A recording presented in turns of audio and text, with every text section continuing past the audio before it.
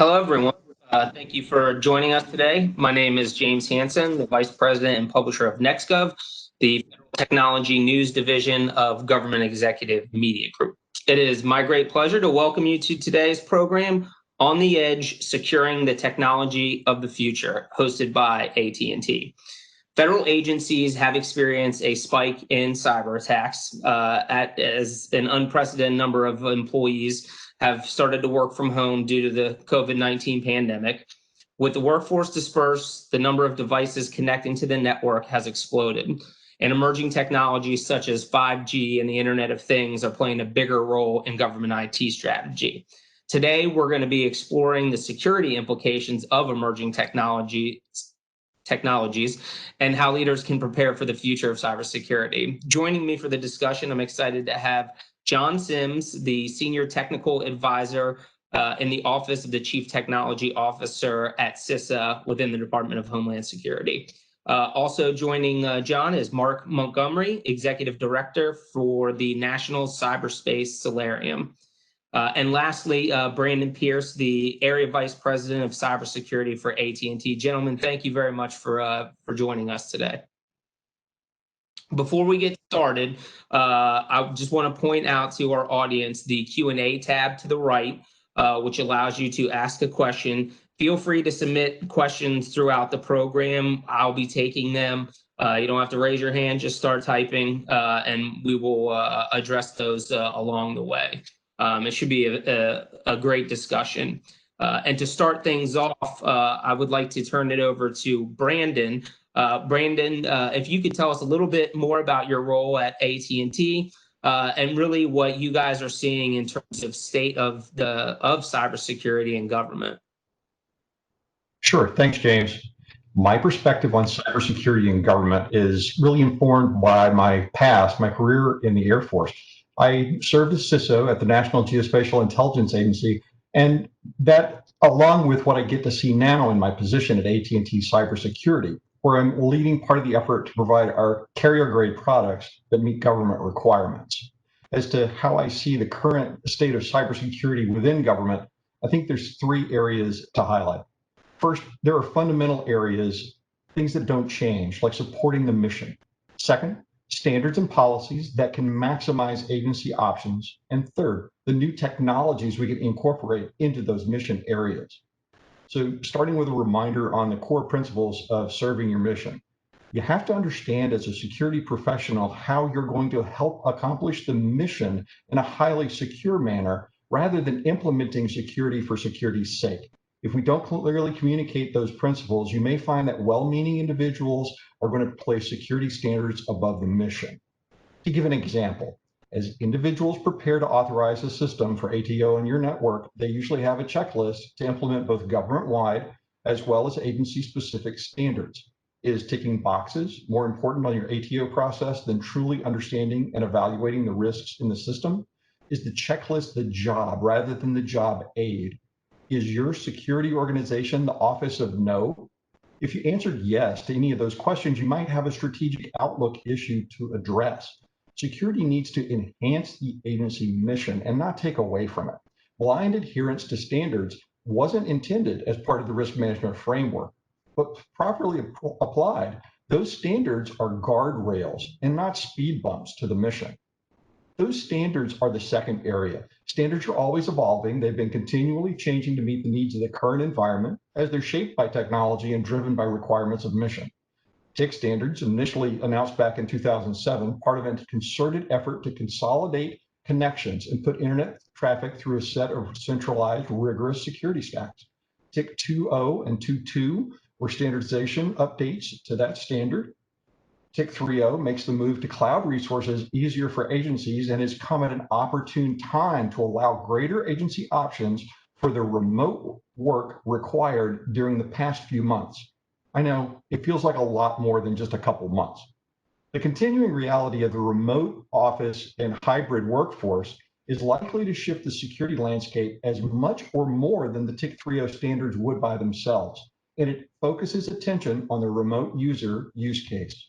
The TIC 3.0 standards firmly place the risk decision for remote access back on the agency.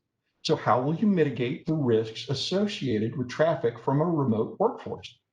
Once you've decided that policy way ahead, you can apply those standards to the traffic flows, connecting the workforce to the resources they need to accomplish mission. COVID-19 pushed out the effective boundary of agency networks, connecting more devices, and we've seen it drive demand for additional wired and wireless services as agencies continue to move workers from the office to home and eventually back again. Now, chance favors the prepared.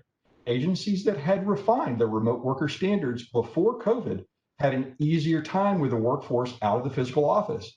They used their policy to give themselves options to continue their mission securely. As I look at TIC 3.0 standards, I see a good foundation for options. Agency security staffs that can tailor those options will be positioned to accomplish their mission in a highly secure manner. There's no better feedback from an agency head than when they say, I am really glad you had us prepare for that. The last area includes extending that preparation work to incorporate upcoming technology shifts, such as 5G networks, Internet of Things, as well as security processes, such as zero trust.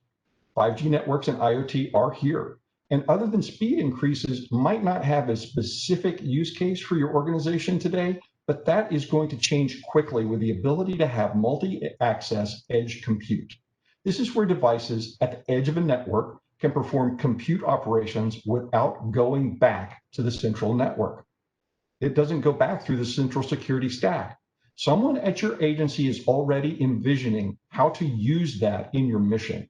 Your security policies need to take this into account, probably in the form of a shared security model, similar to cloud, where a provider is responsible for the service infrastructure and the agency is responsible for the application. Zero trust, more of a philosophy than a technology. It looks differently, though, at the way that we process inventory, isolate workload, make sure that we have rigorous least privilege access, and continuous monitoring during every interaction. Now, I believe that a focus on mission, strategy, and policy foundations that give options and effectively planning to incorporate new technologies will give you a head start, no matter how the future shapes up. Back over to you, James. Thanks, Brandon. That's a lot, a great kind of foundation for our discussion, which we're certainly going to dive into. I mean, TIC 3.0, we have one of the core leaders from that organization there that I'm excited to bring into the conversation. So with that, John, I want to, can you give kind of just a brief intro, and then we'll get an intro from Mark, just your role in your organization? Yes, thanks, James. And Brandon, you did a great job of basically highlighting some of the unique aspects of TIC and what's happened in the past, the consolidation back in 2007, up through the standardization with TIC 2.2, and now with TIC 3.0, the modernization. What we learned back in 2011, 2012, especially, is that those TICs became a significant bottleneck for us. And with this recent administration and the IT modernization activity, we were able to re-articulate what we really need to do to modernize our IT infrastructure, one of which was a revamping of how we look at the perimeter and how we look at the castle and moat architecture that we've been operating under for many years. And I look forward to talking more about some of the activities that we've done over the last year, re-articulating our implementation guidance to support the modernization of the agencies. James, back to you. Thanks, John. And honestly, congratulations to you and CISA for what you guys have been able to put forth for TIC 3.0. I think you guys have done tremendous work in working on both the private and public sector side. Mark, you want to give us a quick intro on your role in the Solarium Commission? Hey, sure. Thanks, James. I would say that we are established. I'm the executive director of the Cyberspace Solarium Commission. As you said, we were established in the 2019 National Defense Authorization Act. A very short fuse. The chairman of the SASC at the time was Senator McCain. Not a big fan of commissions. But he felt that if you had kind of a challenging or wicked problem that, the legislation or executive branch had not been able to fix over a few years, that sometimes a commission would be necessary to jumpstart some thinking. So he said, we'll make it quick, 1 year. From the start, I think that was about 20 months ago, but the idea is that you take about 1 year, study an issue. He gave us 2 tasks. First, come up with a strategic approach to defend our national critical infrastructure from cyber attacks of consequence. And second, give us the legislative and policy remedies to enable that approach. To really help with that, the 14 commissioners we have are pretty unique. 4 from the executive branch, 6 are from the private sector, but then 4 of them are serving legislators. That's critical because now we have, we come up 9 months after we started. We came up with a report in March of 2000 of this year, it came up with 82 recommendations, but 52 of them were legislative. In other words, kind of a bias towards action with those four legislators. They've grabbed them.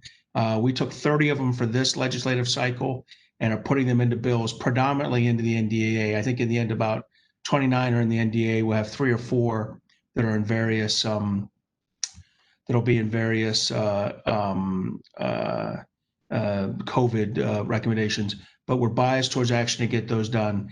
And we'll now spend the next 4 to 6 months in this legislative cycle trying to get them done.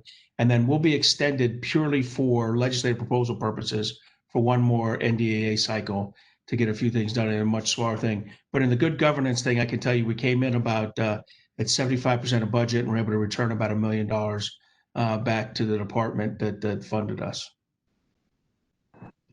Yeah, that's fantastic. Thank you, Mark, and credit on coming up with the 80 recommendations to include across those various legislative opportunities.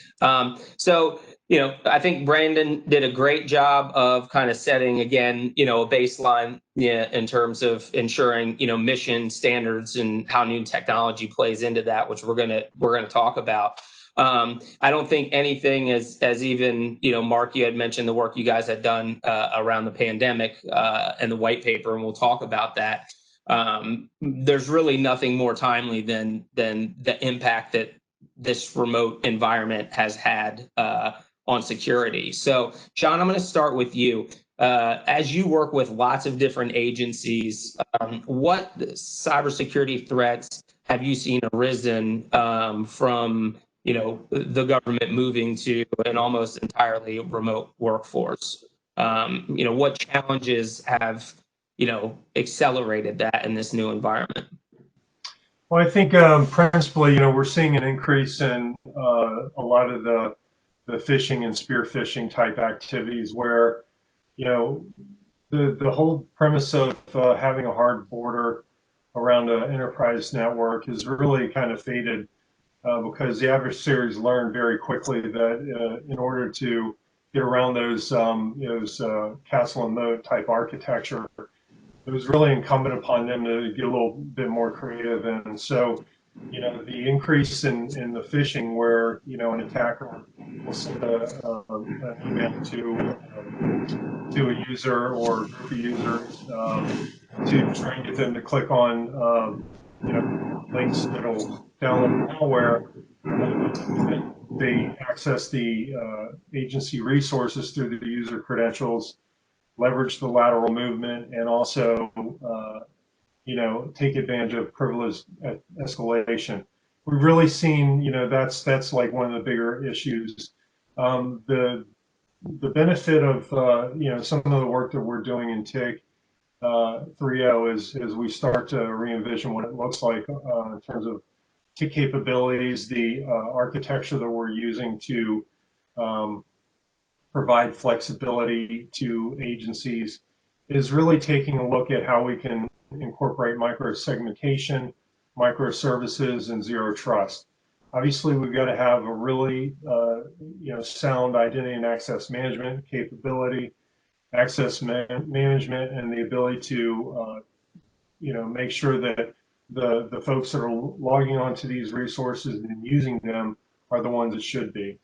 I think that more importantly, it's making sure that we have the visibility also to see when things are not going right or things fall out of the normal baseline. And that's really where a lot of our capabilities are focused on, not only the protect aspects, but also providing the visibility through telemetry into CISA and into the departments and agencies, security operations centers, so that we can maintain the visibility across the enterprise. Mark, the commission recently released the white paper, the cybersecurity lessons from the pandemic. Can you share some of the insights that you guys gained from that? Yeah, thanks. Thanks, James. The COVID-19 pandemic did illustrate a lot of the challenges of ensuring resilience and continuity in a connected world. We really felt that there are a number of our recommendations that the COVID-19 crisis has reinforced as necessary to ensure that the U.S. is positioned to prevent and, if necessary, respond to a crisis induced by a significant cyber attack. The pandemic and the crisis kind of share this similarity of being non-traditional national security emergencies. And the pandemic did remind us that responding to complex emergencies requires a balance between the agility and institutional resilience in each sector of the economy, and that should focus particularly on our critical infrastructure. So what we thought, from our initial recommendations, which ones were absolutely brought home by the pandemic, the number one was strategic leadership and coordination, both domestically and internationally. And to us, this underscored the importance of needing a national cyber director and a properly resourced CISA. And also, it's important for internationally for establishing the Assistant Secretary of State for Cyber to do the international work that'll be necessary. But we believe that you need this national cyber director and a strong CISA to ensure that we're doing the continuity of the economy planning that's necessary when you have, say, the loss of the Northeast power grid or a significant water or power distribution issue elsewhere. So that's for strategic leadership. Second was preparedness. Look, the government has to do the preparation ahead of time. And, one of the lessons learned that come out of this pandemic is that, and I'd worked at the National Security Council, and cyber and kind of, infectious diseases, we were together in the not necessarily on the front burner, list of issues. And you see that in this. We were not properly prepared to ensure the availability of critical resources and a workforce ready to respond and recover. So strategic leadership preparedness. Third was prevention and mitigation. Now, you have to underpin this with a solid foundation of comprehensive data, strong understanding of the risk posed by the crisis. You have to have processes and playbooks built ahead of time, exercised, and ready to go. We also think you need a strong data-driven approach. And, we recommend like a Bureau of Cyber Statistics. These are things you have to have, and you can't make them up on the fly. And here's where we have it. CDC has that today. So in some ways, in the pandemic, we would do better than we would do in a similar cyber incident. Fourth is response and recovery capabilities and capacities. So I talked earlier about continuity of the economy planning, but also establishing a cyber state of distress and invoking the Defense Production Act. I have to say, in January, when we talked DPA legislation changes for cybersecurity, we were pushed out of the room, like in Congress, like, oh, we're not going to use the DPA for non-military tools. Well, we're now using the DPA for cotton swabs. So I'm pretty sure there's a role for that for cybersecurity. And finally, we do need this capacity to counter disinformation. We mentioned that in the report, but we really didn't bring it home. But the societal resilience and the organization that's necessary to identify, expose, and explain malign foreign influence operations is critical. So those are the things that were validated. I do want to mention three other quick things. The pandemic revealed issues we have not properly considered. The first was the need to digitize state and local critical services. The tens of millions of people trying to simultaneously file unemployment insurance request, applications has proven that they were state and local government and entities are not properly digitized. And we have to be careful as they rapidly digitize that they build security into that. Because I'll tell you, that's the first thing, we all know that's the first thing that gets salami sliced out when you want to buy a little more than you can afford, is you don't get the security back end and you don't get the life cycle maintenance cost done right. So first was that. The second is, the importance, that into understanding what are the risks and vulnerabilities of the increased workload from home, and what that means for security of the Internet of Things. And we have a legislative proposal on that. And finally is one where there's been a lot more opportunistic cybercrime. So we need to pour money into those organizations that help to work with law enforcement to help victims and responding to opportunistic cybercrime. And there's a couple of really good NGOs working that issue that we are going to recommend supporting. So over the past 2 years, we've experienced a barrage of cyber attacks, but we've never had that significant impact on the national economy or American democracy. Despite these shots, across the bow, we weren't really ready. The pandemic we've had this great opportunity to see a little bit of what could happen without actually experiencing that cyber attack.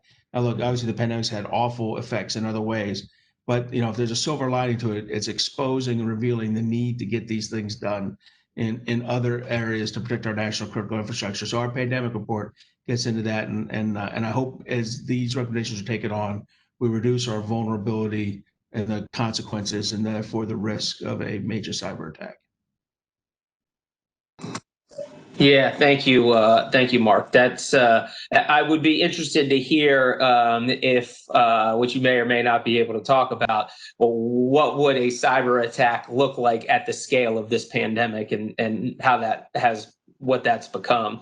But I'm going to jump over to Brandon real quick, because I think Mark mentioned a couple things that you talked about, Brandon, in terms of ensuring that cybersecurity is built into the mission. And not just checking a box as part of some of these recommendations. Also, that preparedness piece of it, and how agencies were more prepared. Some were more prepared than others that had already started to look and had at least a foundational telework guidance and element. How do you see in looking at the future, and hence our title, The Future of Technology, what do you think the future impacts are from this pandemic on cybersecurity? I mean, again, I think Mark laid down in the commission a lot of things that we could be doing to help build resiliency in the instance of a major kind of attack. But I'd love to get what your thoughts and perspectives are on the long-term impacts.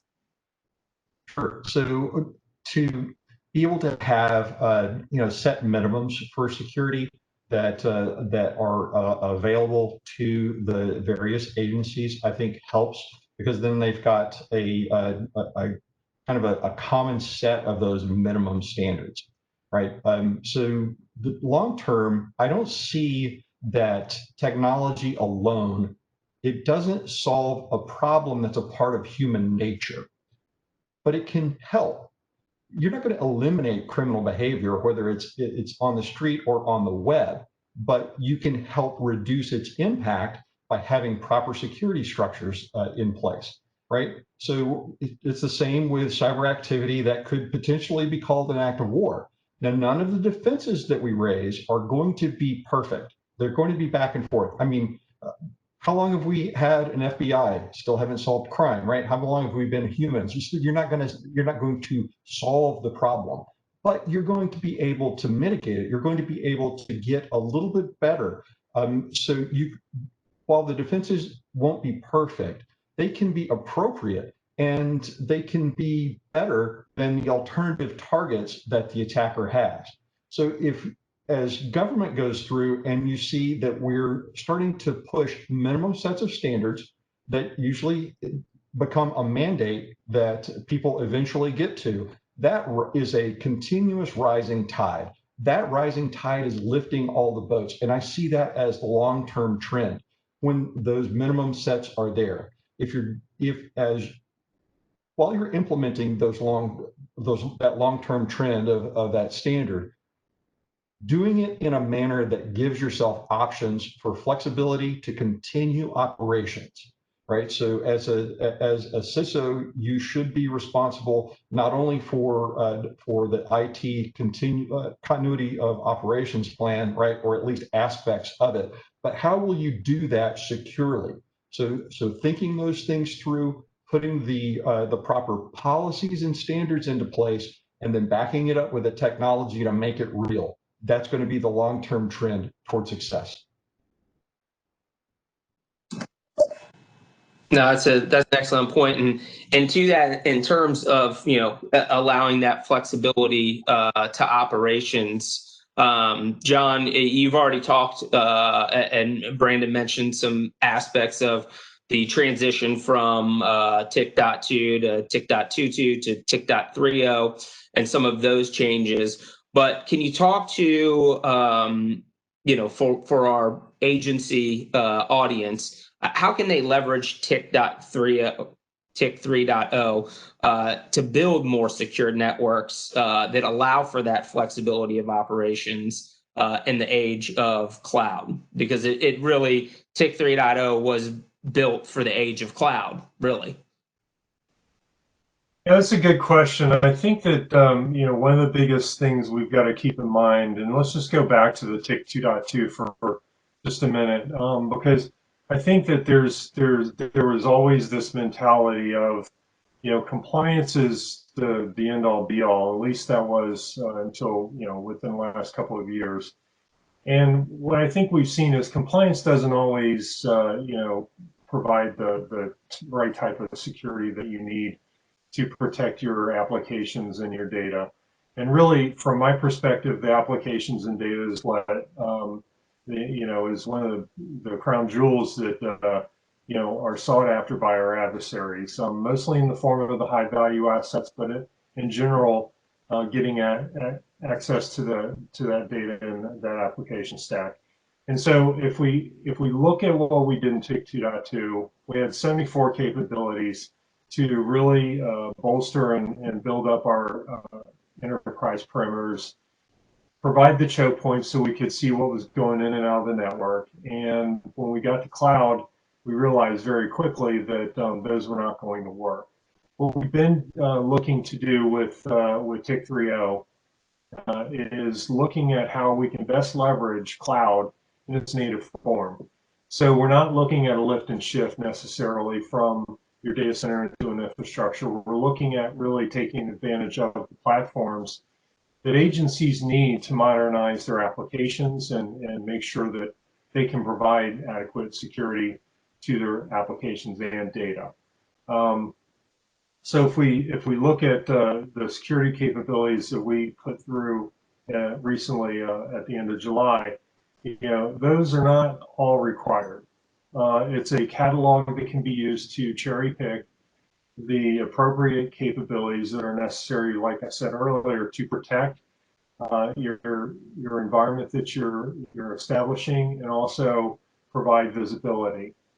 I don't like to talk about baselines too much because I think people get confused about what that really means. It's a good starting point, and I always tell people, that if you start off with a baseline, you look for to do continuous monitoring or continuous improvement. You're going to identify opportunities to bake in additional capabilities to offset the risk.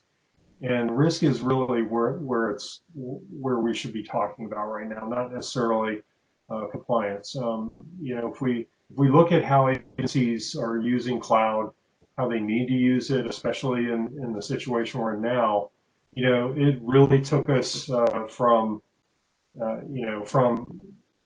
data center ripped out everything and pushed us into a different direction, to support the telework. And so we've got to have the flexibility to really take advantage of that to the fullest extent, and we've got to be able to use the capabilities, the broader spectrum of capabilities out there to provide the adequate security that's necessary to protect these environments. The complexity factor when you start looking at multiple types of clouds, cloud to cloud, data center to cloud, users all over the place, users with at home on home Wi-Fi, so in some cases using VDI from a personal computer they may share with their kids.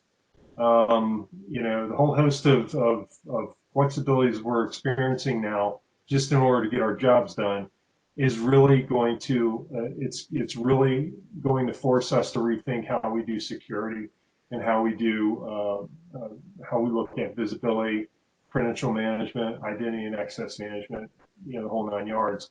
And I really think that we've got to look at it from that perspective, not focus so much on meeting a particular standard, but rather looking at what we're trying to do looking at what's necessary to protect those resources, those users, the applications, and the data, and make sure that we adequately build in those capabilities to allow us to effectively manage risk within our risk thresholds. Brandon, I'm going to swing it back to you. One of the use cases in TIC 3.0, and John was talking a little bit about the authentication and identity, as we can't assume that traffic is entering the network through a pinch point such as a single internet gateway.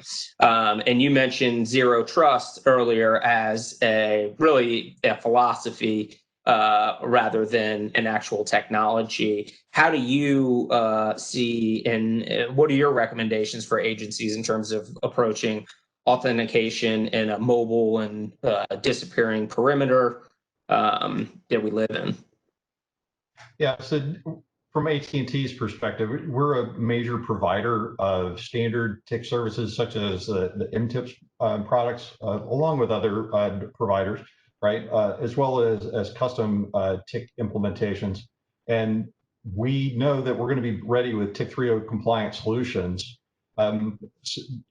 They all have to fit in with those standards and the policies that the individual agencies decide to set. So when you look at zero trust, identity and access management are starting to really fuse when you're looking at them from the terms of functionality and utility onto your network. And TIC 3.0 really does I think, a really good job for setting us up for zero trust at the policy enforcement points described in the TIC documentation. They're also described in the same language within the NIST zero trust guidance. I'm really happy to see that those terminologies are matching, so that you don't have to have a translation card in between them. It's a very good thing for both us on the provider side as well as the agency side. But when you get to those policy enforcement points, how will you then implement the level of trust that you're defining within a trust zone at the endpoint that's connecting back into the cloud? How many times are you going to check that? For the zone that one is in, how are you going to go from a higher or lower trust zone, the way that the TIC 3.0 documentation sets it up? It's a complex environment, but doesn't have to be complicated. You can manage through this with a standard set of good controls when they are applied. And those multiple policy enforcement points as you go along, it's really set up for zero trust to shine. Yeah, no, that's excellent point. Kind of switching gears, but not really, in terms of thinking about the perimeter and how it's changing. I wanted to talk a little bit about, emerging technologies that you had mentioned early on, Brandon, around, 5G and IoT. And let's start with IoT, and with our very connected world becomes more security risk. Mark, I'm gonna start with you there, and can you tell us a little bit about some of the challenges that you've seen around securing the Internet of Things? There's certainly a direct correlation with protecting critical infrastructure, because a lot of critical infrastructure is now connected with a sensor, which is then connected to a network somewhere. What was some of the legislation that you guys are putting forward on the Hill? What do you guys see as some of those challenges? Thanks. I had to get unmuted there. So, so this is hard, because this is going to be in my opinion, one of the hard laws to pass, because it can get pretty open-ended. But, we saw that, we had a significant portion of the workforce working from home during COVID. So that, I'll tell you, we missed this during the first pass. During our first 9 months of study, we just didn't drive down to this, to determining this to be a critical issue. What we had done, we did recognize that we needed to study the security of specific IT and OT devices. And so we're attempting to establish critical technology centers at labs and FFRDCs, particularly Idaho National Labs has got some good work going on here. So in our original report, we set those up, and those are still alive in one of the bills in the NDAA, and we'll try to push them home with DHS kind of managing that through HS ARPA, Homeland Security's ARPA. But we missed the big picture. And so in our second bite of the apple with the pandemic addicts, we saw that, with that portion of the workforce at home, the household Internet of Things devices, particularly household routers, had become vulnerable, but really kind of important pieces of our national cyber ecosystem. And therefore, they expanded our adversary's kind of attack surface he could hit. To ensure that the manufacturers of IoT devices, would build basic security measures into the products they sell, we felt Congress needed to pass this IoT security law. And the law should focus on known challenges like insecurities in Wi-Fi routers and mandate that these devices have reasonable security measures, such as those that NIST has put out, some pretty reasonable, broad guidance. And we also felt it couldn't just be prescriptive. We had to rely pretty heavily on trying to get some kind of outcome-based standard. In other words, not just the NIST, but you had to achieve something with these standards. That's why this is hard. This is a hard law to write. It can very quickly get into something that the FTC can't regulate. So the law should stress. We felt the law should stress these NIST standards, and at a minimum, it should have. We should require authentication mechanisms upon first use of an IoT. It should allow for all IoT devices to have patching, and you say all is right, a certain degree of the devices to have patching, and ensure the device is capable of receiving these kind of remote updates. A large percentage of them aren't. And a large percent of them, the initial authentication mechanism is automated with a known password so that it actually lowers your security, because the degree that you think there's security embedded in it, it's security that's easily compromisable. So, and then finally, we had to pin the tail on somebody to enforce this, and the FTC was the logical choice.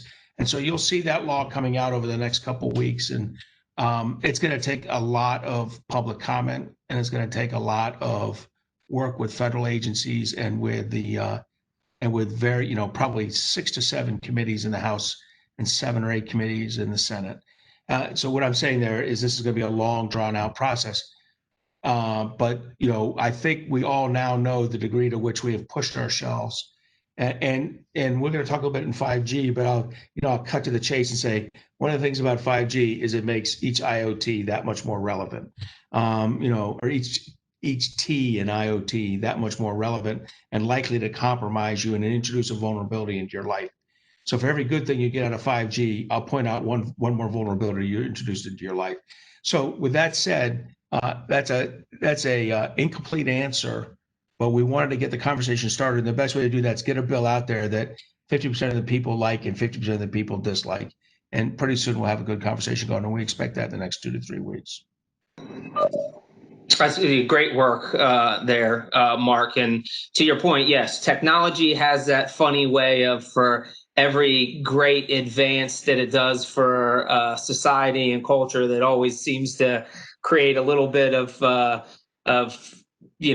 threats or challenges that we have. Brandon, I'm going to just turn over to you and kind of get your follow up to some of the things that and some of the recommendations that the commission is putting forward, and where you see those challenges in protecting a large IoT ecosystem. Absolutely. So for IoT, which has actually been around for a little while, right? So at least more than a month, right? So when you start looking at that from a CISO's point of view, how are you going to implement? How are you going to secure your agency? How are you going to secure your mission? A network inventory and supply chain awareness both start ranking very high on my list of things that I would advise a CISO to do. You probably need to know beforehand if a refrigerator or a television display that's coming into your agency comes in with Wi-Fi enabled. Does it have access by default? Do you have do you have a agency standard for, like Mark was saying, do you have a standard for how often that needs to be updatable? Does the company you're buying from, is it ever going to update that? I mean, when you just look at your phone, Apple is now been pushing, doing, I think, a fairly decent job of continuing to support older hardware. Some Android manufacturers are better at supporting older hardware than others, right? It's just buyer beware at this point, because there isn't an overall law on how much ability that you have to keep it updated.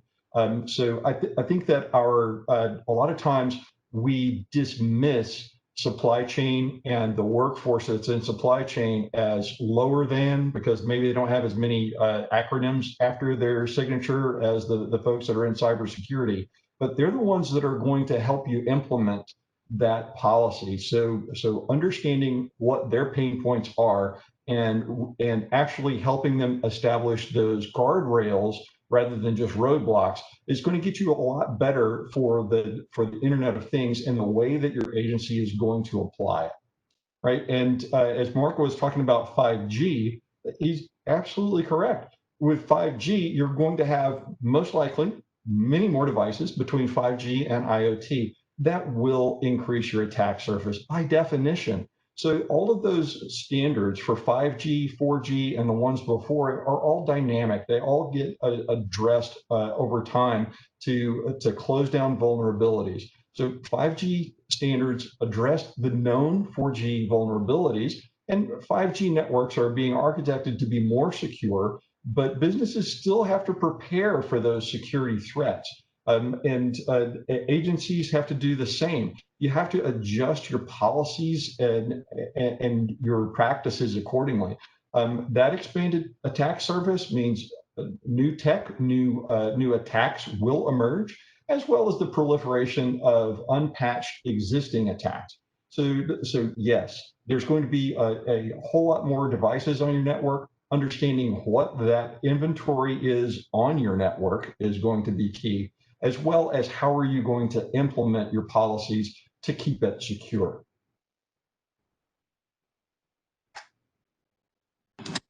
I want to come back to and elaborate on the 5G thing, but we did get a question in, and I want to encourage everybody that's listening, please, if you have a question on TIC 3.0, 5G, other emerging technologies, what the commission is doing, potential legislation on the Hill, please keep them coming in. But I want to, we had a question, which I'm going to start with you, Brandon, because you might have the most visibility, especially given your background in the Air Force and intelligence community, and obviously what you guys are doing at AT&T. But the question was, are you aware of the space community showing interest in emerging IoT tech jumps? If so, are you aware, and can you share that? A follow-up comment was a proliferation of cube seats and the barrier to entry lowering as quickly as it offers an exponential attack surface. Right. That's where my knowledge is mile wide. This is where my inch-deep knowledge is coming in, so I'm going to lean on you. So SpaceX, all of the different companies, whether it's SpaceX, Virgin Atlantic, the guys from Amazon, everybody is putting up a lot of different small sats, CubeSats, however you want to name them. And SpaceX has gone specifically for connectivity, for being able to put those up to be able to have faster speeds in more widespread locations. I'm only saying that because that's what I've read. Okay, so I'm not like in that portion of the business, but I see that those types of technologies are going to be available in the fairly near future, in the next few years. So back to my point on planning for making that a part of your business structure within your agency. So if you have a remote workforce that is going out throughout the country, can you use that type of connectivity is it appropriate bandwidth for the applications and the remote workers, remote users that you have? With the TIC 3.0 documentation that's out there, I can see that being a possible use case that somebody could say, this is how we're going to secure it. This is appropriate for the data. And we're going to go back to CISA and DHS and say, this is how we want to do business, and make sure that everybody's is okay with it. But your agency is the one that has to secure your mission. So that proliferation of those CubeSats and the barrier to entry dropping definitely is there, but you do need to make sure that it will provide that same or equivalent security that is appropriate for the need. You don't want to put a $500 lock to protect a $5 worth of cash in a drawer. So you want to make sure that those are appropriate. It may be absolutely appropriate. It may not be appropriate. So those decisions are still to be had, but I think that the possibilities for mission accomplishment are intriguing. How do you do it securely? That's going to be your job at the agency.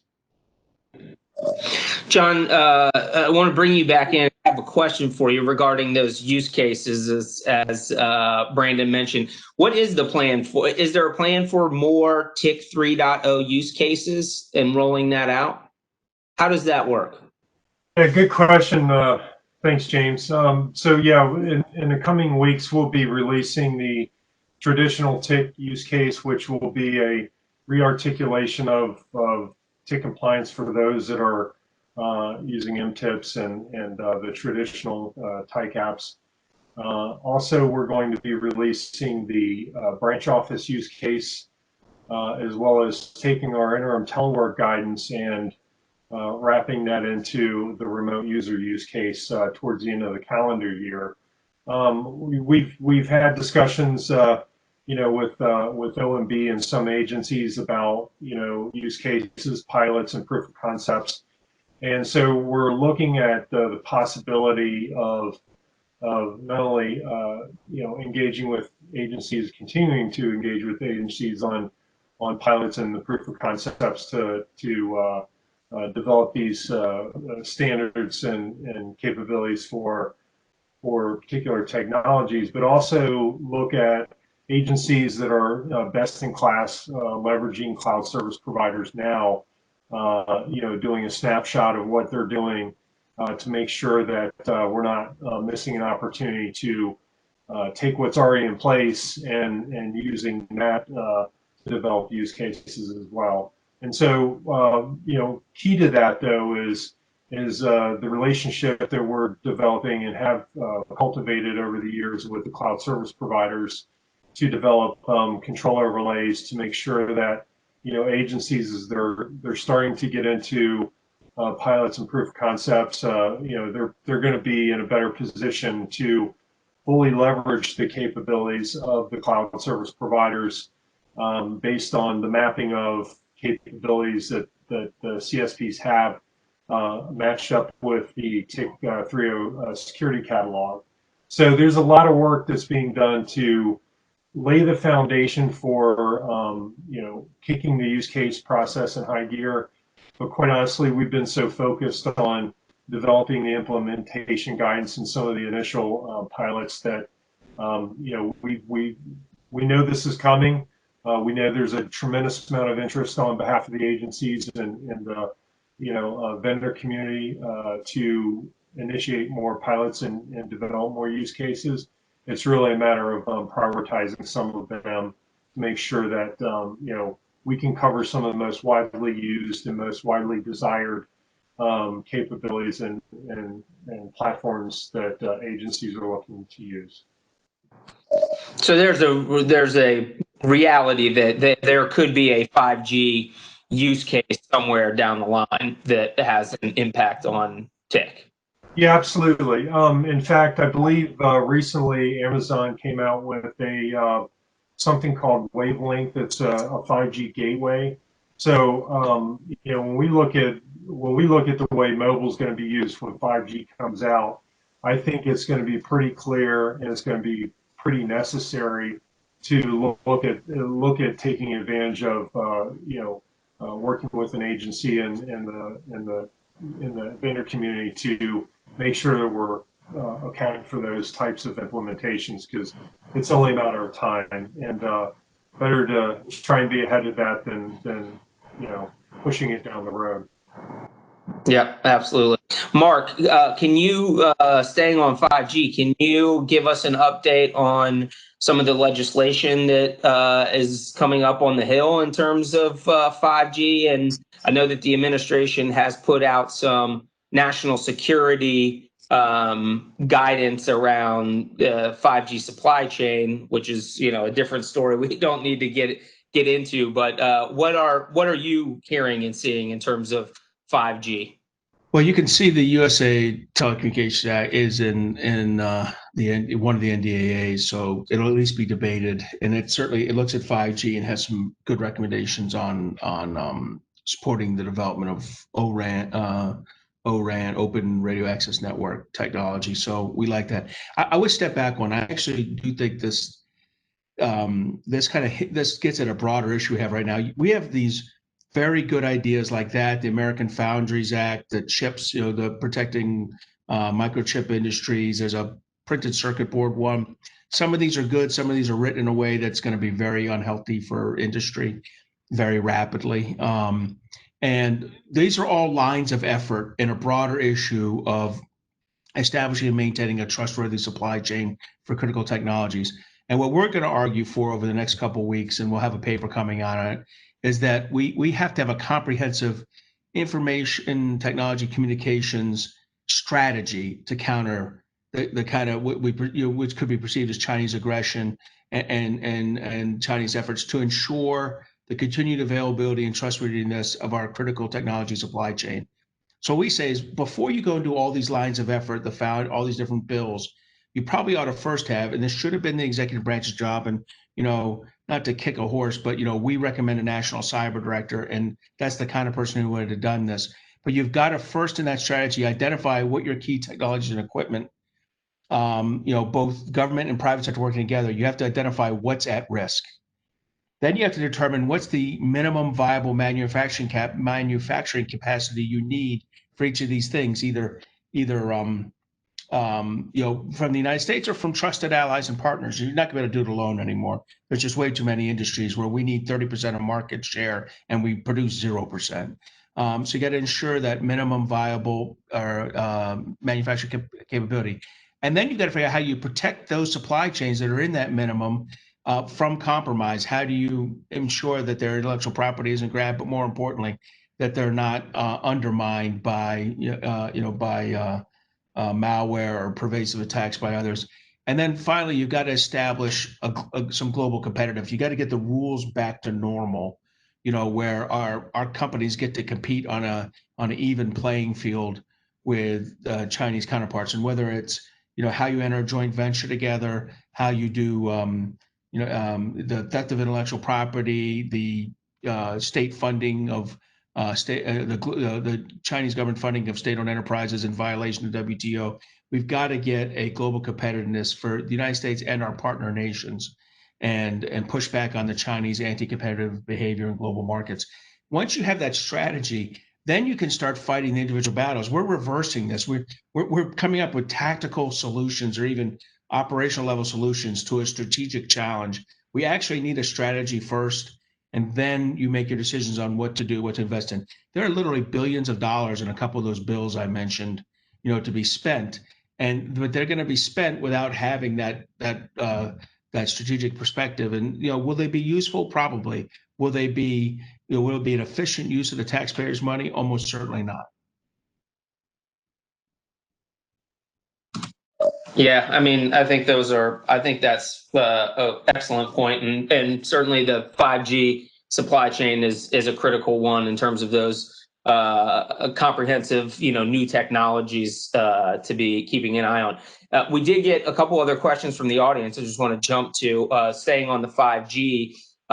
One question for you, Mark, is how involved is the commission and the DoD's 5G experiments that they have going on across the U.S. and the military branches? DoD recently announced, I think it's up to 7 pilots now Are you guys involved in any of that in terms of ensuring security? And so we were briefed on them. I'm almost more excited about the idea that they opened up the extra 100 megahertz or however it's going to be in 3.4 to 3.5 range. Going back to my days in the Senate, we were pushing for that. Not that you have to do it, but that you have to test the ability to do it. I also saw they're doing the prompt disconnect. I mean, that's my terminology. There's a better terminology for it, but the ability, to promptly dump if you give someone access to a part of the spectrum that you might need in wartime, that you can properly disconnect them to bring the U.S. radar up or whatever it is, or communication system up. They're doing some testing for that too, which will give you even a broader spectrum test. I saw some open source reporting on that over the last couple of days. One more thing I'll mention is the one we're pushing hardest on. It is nuts that we're not an aggressive, active part of the 3GPP standard setting on 5G. The United States used to dominate these international norms and standard setting organizations. And certainly working with our Western partners, we established basic rules of transparency, rule of law, transparency rules-based systems that recognized that were both the right thing to do and advantageous to U.S. companies. Now the Chinese are dominating the ITU, the 3GPP, and other efforts. And we are not present. We're not present with the right people. We need to have NIST and the State Department. We need to have organized ourselves ahead of time and look like we're coming as a one government team. And then we need to have met with the private sector ahead of time. And on the issues where we can agree, work together as a combined, government business team at these. We'll never compare to the Chinese government and their state-owned enterprises. That's a seamless, singular point of view. But we need to do much better at these international norms and standards setting organizations, and 5G is a perfect example where we might lose the opportunity for O-RAN to be a driving technology in the international 5G network if we don't get more involved. And this really is on the government. I think industry's tried their best, but without our leadership, without the government's leadership, we'll probably fail. Brandon, I wanted, you mentioned early on a shared security model in regards to 5G. Can you talk a little bit more about that? I know we got a hard stop at 4, so we only have a few minutes left, but I thought it was interesting, and any lessons that you have seen there, how could that apply to 5G and cloud in the future? So I think that we're really taking the lessons from cloud and applying them in a different area. That's really the bottom line. If you've got 5G equipment, or you have cloud equipment, if you're going to go with Amazon, if you're going to go with Google Public Cloud, they are responsible for the security of the infrastructure that they're providing. They're not going to guarantee the security of your application that you've placed inside their as a service infrastructure. So in a similar way with 5G, the telecommunications company is going to be responsible for securing that infrastructure. And they're going to provide that as a platform. Essentially, it's as a service, but they don't go ahead. They're not the ones that actually secure your application that's riding on the 5G device. So there's going to be that shared responsibility model that will continue. And I think the cloud is the prime example for how to understand it and how it can be applied inside the 5G realm. That makes a lot of sense, and I agree with you.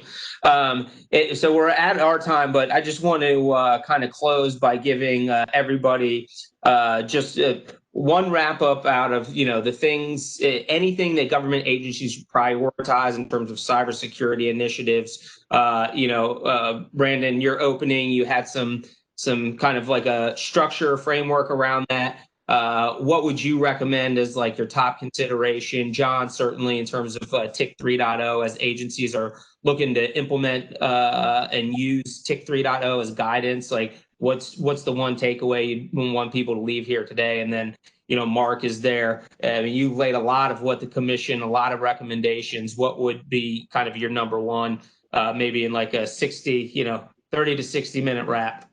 I'll go in 20 seconds. How's that? All right. Well, then we'll start with you, Mark. You go ahead. You got the hard stuff before, so give it to us. I gave you a bunch of stuff already, and I'll say if you had a national cyber director leading this effort for the government, we'd be in much better shape. CISA would be empowered and stronger to not impose, but to consensually build the relationship with the other agencies that's going to be necessary long term. So the national cyber director is my number one, and thanks for the opportunity. Yeah, thank you, Mark. John?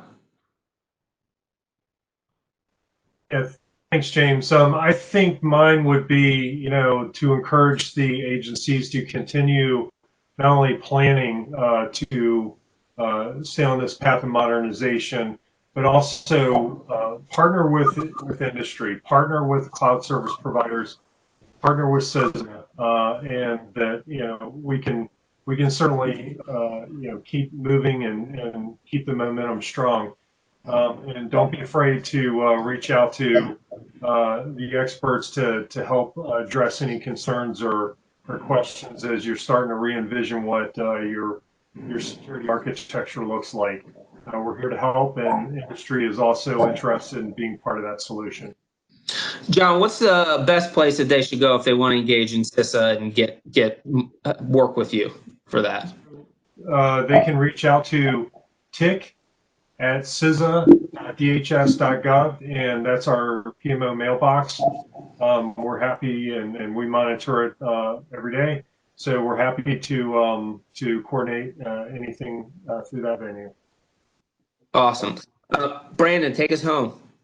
So for the kind of finishing up on what I started out with, this is the agencies and the agency professionals' job to get in there and actually implement the standards that are being set and take the reins of the security situation so that you can help provide the mission securely. So with that, you're not alone. You've got the resources across the government. You've got peers. You've got other folks that you can reach out to in industry, folks who are willing to be a trusted advisor and to provide you the help that you need to be able to do this right. It is challenging. It is hard. That's why you were hired. Show that you can do it. You've got this. We're counting on you. Awesome. Thank you, Brandon. John, Mark, thank you for joining me today. That includes our program. I know we had a couple other questions. We'll share those with the panelists and hopefully maybe get you an answer back. But on behalf of AT&T, I would like to thank you, our audience, for tuning in.